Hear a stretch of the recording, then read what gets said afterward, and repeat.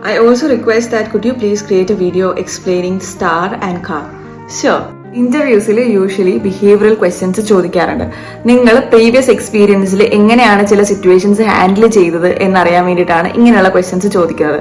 Four example, how do you usually handle difficult situations, അല്ലെങ്കിൽ how do you usually handle challenges at work, അല്ലെങ്കിൽ how do you usually handle conflicts. ഇങ്ങനെയുള്ള questions ഒക്കെ ചോദിക്കുന്നതിന്റെ reason നിങ്ങൾ എങ്ങനെ ഈ situation handle ചെയ്തു വിത്ത് ആൻ എക്സാമ്പിൾ എക്സ്പ്ലെയിൻ ചെയ്ത് കൊടുക്കാൻ വേണ്ടിയിട്ടാണ്. സോ പൊതുവെ ഈ ക്വസ്റ്റ്യന്റെ ആൻസേഴ്സ് പറയുമ്പോഴത്തേക്കും സ്റ്റാർ മെത്തേഡ് അല്ലെങ്കിൽ കാം മെത്തേഡ് ഫോളോ ചെയ്യുന്നതാണ് better. So star stands for situation, task, action and result, and കാ stands for context, action and result.